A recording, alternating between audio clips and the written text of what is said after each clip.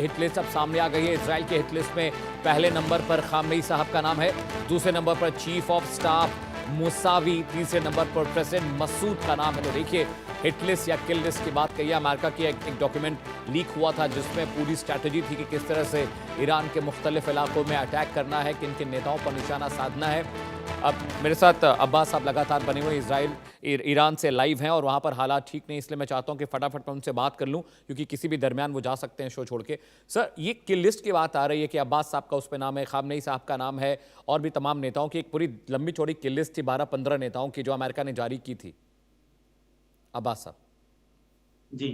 आपने मेरा भी नाम ऐड कर दिया और मेरी खुशनसीबी होगी कि हक की राह में अगर नहीं नहीं मेरी भी अब्बास साहब, एक कुर्बानी और हो नेता जाए का नाम तो था, इस राह वो में लिस्ट में नहीं है। अदलो एक इंसाफ अब्बास के लिए। करके एक नेता आपके यहाँ हैं, जी जी। उनका भी नाम था, हाँ। विदेश मंत्रालय में है वो। अच्छा अच्छा। हाँ। अच्छा अच्छा।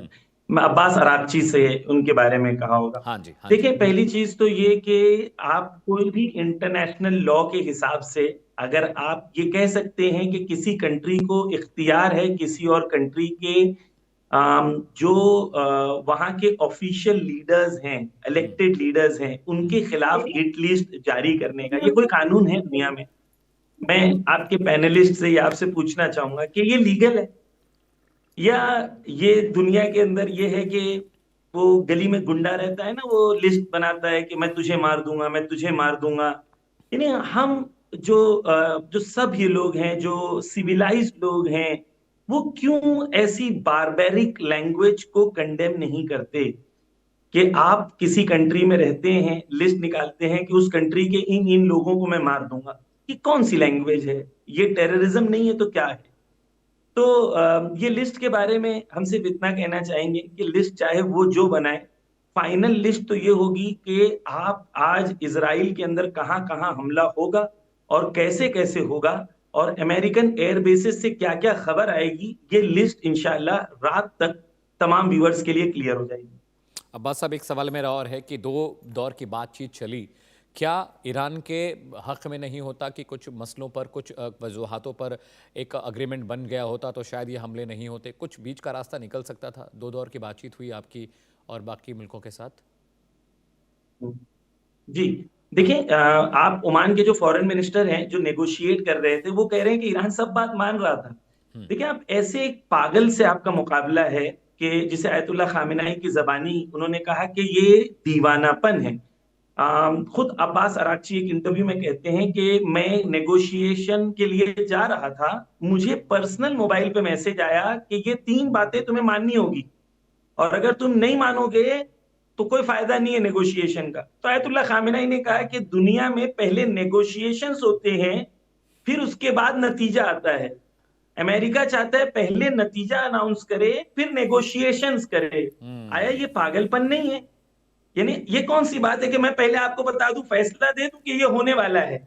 मसलन हम क्रिकेट मैच खेल रहे हैं, पहले से मैं फैसला दे दूं कि आपको हार जाना है और मैं कहूं चलो मैच खेलेंगे, तो ये तो पागलपन की बात है ना। तो हमारा सवाल दोबारा वही है कि आप कोई इंटरनेशनल लॉ, कोई इंटरनेशनल यूनाइटेड नेशन का लॉ, कोई चीज तो होनी चाहिए ना किसके बेस के ऊपर ये लोग ये कार्रवाई करना चाहते हैं।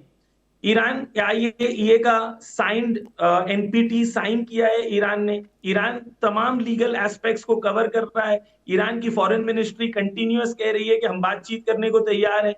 लेकिन अगर आप धमकी दोगे तो हम लड़ने को भी तैयार हैं। ईरान ने कहा कि हमारे से दो जबान में, अगर तुम फोर्स की जबान में बात करोगे तो हम फोर्स से जवाब देंगे।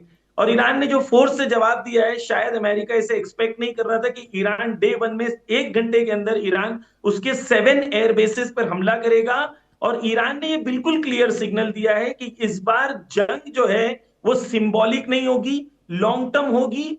ट्रंप आया इस वादे पे था कि वो लॉन्ग टर्म वॉर नहीं करेगा, लेकिन ट्रंप को इस बार ईरान दबोचेगा। ऐसा और ऐसा फैसला कुन इस बार नतीजा दिखाएगा कि दोबारा अमेरिका ये बदमाशी, ये गुंडागर्दी करने की सलाहियत उसके अंदर बाकी ना रहे। ठीक है अब्बास साहब, आप मेरे साथ रहिए। अनिल सर, मैं आपके पास आ रहा हूँ, आपसे मैं सवाल कर रहा था, बीच में मैंने आपको रोका।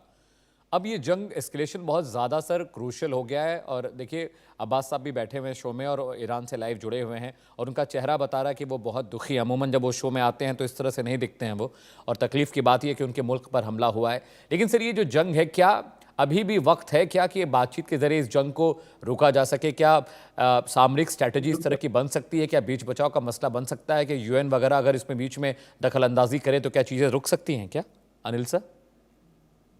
देखिए, जहां तक अब्बास साहब बात कर रहे थे, कुछ एक बातें उनकी ठीक भी हैं।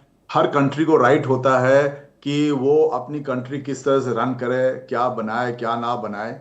लेकिन जो ईरान का जो जो हिस्ट्री रहा है, जो हिस्ट्री रहा, उनके लीडर का जो हिस्ट्री रहा, अभी देखिए इतनी अपराइजिंग थी, 6,000 से ज्यादा लोग मारे गए। तो भाई किससे? वो अमेरिका से दुखी होकर थोड़ी अपराइजिंग कर रहे थे, इजराइल से दुखी होकर थोड़ी अपराइजिंग कर रहे थे, वो आपके लीडर से, आपके गवर्नमेंट से अपराइजिंग कर रहे थे। वो एक तो ये बात हो गई। दूसरी बात होगी, आप न्यूक्लियर आर्सेनल की बात हो गई और न्यूक्लियर प्रोग्राम की बात हो गई। मैं ये कहता हूं, चलो आप ठीक है, आपके ऊपर हमला हुआ है, गलत हुआ है, सही हुआ है, वी कैन डिस्कस दिस। लेकिन आप as a country, as a leader, आप क्या आप देख रहे हैं आपके कंट्री के ऊपर इतने ज्यादा सैंक्शंस है, इतने ज्यादा अटैक हो रहा है, लोग मर रहे हैं, नुकसान हो रहा है, आपकी कंट्री के पास इतना ऑयल है, इतना गैस है कि आप बहुत रिच कंट्री बन सकते हैं। आप एक क्यों नहीं एक वो दे देते हैं, भाई ठीक है मैं अपना न्यूक्लियर प्रोग्राम बंद कर रहा हूं, लेट योर कंट्री प्रॉस्पर। आप एक अच्छा, बहुत ही खुशहाल और बहुत रिच कंट्री बन सकते हैं। आपके पास इतना ज्यादा गैस है, वर्ल्ड का मैक्सिमम गैस मेरे ख्याल से आप, या सेकंड मैक्सिमम आपके पास है, थर्ड मैक्सिमम ऑयल आपके पास है, पैसा ही पैसा है। आप अपने लोगों को, अपने अपने जनता को अच्छा जिंदगी दे सकते हैं, अच्छा सब कुछ दे सकते हैं। आप मान दीजिए कि भाई न्यूक्लियर, क्यों न्यूक्लियर आप किसके अगेंस्ट यूज करेंगे?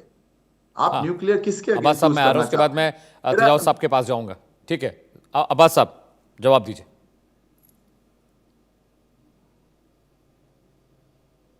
आप म्यूट पर हैं शायद अब्बास साहब, यू आर ऑन म्यूट। नहीं, सुनाई नहीं दे रहा। अब्बास साहब आप म्यूट पर हैं, प्लीज अनम्यूट करिए अपने आप को। सॉरी। हाँ प्लीज गो अहेड। शुक्रिया आपका कि हाँ, हमारे जो पैनलिस्ट हैं, सॉरी मैं लेट आया तो मैंने आपका नाम नहीं अनिल सुन तिवारी, पाया। अनिल तिवारी नाम है अ, सर इनका। अनिल तिवारी जी, हाँ हाँ बहुत जी। बहुत शुक्रिया आपका कि आपने इतनी शुभ चिंतकी से ईरान के बारे में सोचा। मैं आपके सामने कुछ फैक्ट्स पेश कर दूं ताकि आपके लिए क्लियर हो जाएगा। एक, ईरान में आयतुल्ला खामेनेई ने क्लियरली कहा है कि हमें न्यूक्लियर वेपन्स नहीं चाहिए। दो, ईरान का लीगल राइट है कि एनपीटी साइंड कंट्री है, तो न्यूक्लियर एनरिचमेंट कितना ईरान कर सकता है वो उसका लीगल हक है। क्यों किसी कंट्री को इख्तियार दिया जाए कि वो कहे कि आप ये ना करो, जबकि आपका लीगल अधिकार है, आपके पास अधिकार है यूनाइटेड नेशन के लॉज के मुताबिक। तीन, ईरान के पास इतने ऑयल और गैस है, Iran second largest gas reserves है ईरान के पास, फोर्थ लार्जेस्ट जो है ईरान के पास ऑयल रिजर्व्स हैं। लेकिन आप दुनिया के अंदर सैंक्शंस लगाते हैं कि भाई आप बेच नहीं सकते। तो ईरान इसके लिए प्रॉब्लम में नहीं है कि ईरान के पास है, बल्कि दुनिया सैंक्शंस लगा रही है। और जो अग्रीड। आपने कहा कि 6,000 लोगों को आपने मार दिया, ये आपने डेटा कहां से लाया? पहले तो 50,000 भी कहा गया, 60,000 भी कहा गया। ऑफिशियल इरानियन गवर्नमेंट का डेटा है कि जब ईरान ने चैलेंज किया, अब्बास अराक्ची ने चैलेंज किया ट्रंप को, कि कहा कि ठीक है, अगर तो आपने कहा कि भाई 30,000 लोग मर गए तो नाम और नंबर दें, उनकी डिटेल्स दें, अगर आपके पास डिटेल्स हैं। तो ईरान ने ऑफिशियली डिक्लेयर किया 3,217 लोग मारे गए थे, उसमें बहुत से काफी है। 2,700 लोग टेररिस्ट लोगों ने मारा था, जिसे मोसाद और सीआईए ने वेपन्स के साथ भेजा था। वीडियो एविडेंस है कि वो रास्ते पे आके गोलियां चला रहे थे लोगों पे। 3 साल की बच्ची मारी गई, 6 साल की बच्ची मारी गई उस अटैक के अंदर।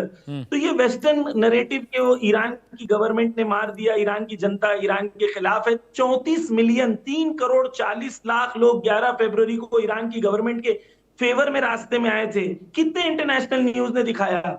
ठीक है, तो ये वेस्टर्न प्रोपोगेंडा है कि ईरान की गवर्नमेंट। एक और चीज मैं क्लियर कर दूं, ये कहना कि अगर ईरान सारी बातें अमेरिका की मान जाए, मैं एक मिसाल देता हूं आपको इराक की। इराक में कितना ऑयल है? इराक में बहुत ऑयल है, ठीक है। और ऑयल होने के बाद इराक का ऑयल इराक बेचता है, लेकिन पैसा किधर जाता है आप जानते हैं? यूनाइटेड नेशंस के बैंक में, स्टेट बैंक में वहां के। और वो पैसा अमेरिका डिसाइड करता है कि अमेरिका कब इराक को भेजेगा। आप चाहते हैं आपका मुल्क ऐसा रहे? आपके मुल्क को कोई और डिक्टेट करे? इज्जत की जिंदगी, इमाम हुसैन कहते हैं कि मेरे लिए इज्जत की जिंदगी बेहतर है जिल्लत की मौत से। ये दीन है हमारा। आप चाहते हैं हम जिल्लत की जिंदगी जिए, उनके सामने तस्लीम हो जाएं कि भाई आप ऑयल ले लें, गोल्ड ले लें, सब ले लें हमारा, बस हमें जान से रहने दे। नहीं, ईरान इज्जत से जिएगा और ईरान बताएगा कि तुम अगर ताकत की जबान से हमसे बात करना चाहते हो तब वॉर अच्छी चीज नहीं होती है, लेकिन अगर कोई जालिम, कोई गुंडा अगर आपके घर के बाहर खड़ा रहे, आपकी बेइज्जती करे, आपकी नामूस पे हमला करे, आपकी फैमिली पे हमला करे, और आप कहें नहीं नहीं भाई हम तो बहुत अच्छे लोग हैं, हम तो जंग नहीं चाहते।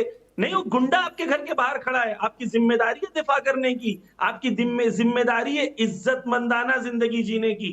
तो ये हमारी आइडियोलॉजी है। हम इमाम हुसैन के मानने वाले हैं, करबला के मानने वाले हैं, जो इमाम हुसैन ने महात्मा गांधी को प्रेरणा दी थी।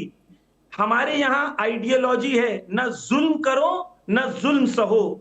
हम न किसी मुल्क पे जुल्म करते हैं और न किसी मुल्क से जुल्म को सहने के लिए तैयार हैं। तो ईरान इज्जतमंदाना जिंदगी जीने के लिए तैयार है और इंशाअल्लाह अल्लाह ने चाहा तो इस बार देखें, पूरी अवाम, पूरी दुनिया के मुसलमान इस वक्त ईरान के साथ हैं। जिन जिन मुल्क पर ईरान ने अमेरिकन एयरबेस पे हमला किया है, वो मुल्कों से खुशियों की खबरें आ रही हैं, लोग खुशियां मना रहे हैं कि अमेरिकन एयरबेस पे हमला हुआ है। कुवैत में लोगों ने खुशियां मनाई, जॉर्डन में लोगों ने खुशियां मनाई, सऊदी में लोगों ने खुशियां मनाई। लेकिन क्यों अब्बास मना रहे हैं? क्योंकि अब्बास जानते हैं। साहब यूएई ने तो कहा है एक कि मिनट, 30 आपने जो सेकंड, हमला किया है 30 सेकंड, हाँ, 30 उसको सेकंड, जवाब 30 देंगे। सेकंड में कंप्लीट करता हूं, सिर्फ 30 सेकंड। हाँ क्योंकि दुनिया जानती है कि ईरान जिससे लड़ रहा है वो एक ऐसा मुल्क है जिसने 30,000 बच्चों का कत्ल कर दिया, गाजा में 70,000 से ज्यादा लोगों को मार दिया। ऐसे जालिम मुल्क से ईरान लड़ रहा है और हर इंसान जिसके अंदर दिल है, जिसके अंदर गैरत है, जिसके अंदर इंसानियत है, जिसके अंदर मानवता है, उसको आज ईरान के साथ खड़े रहना चाहिए।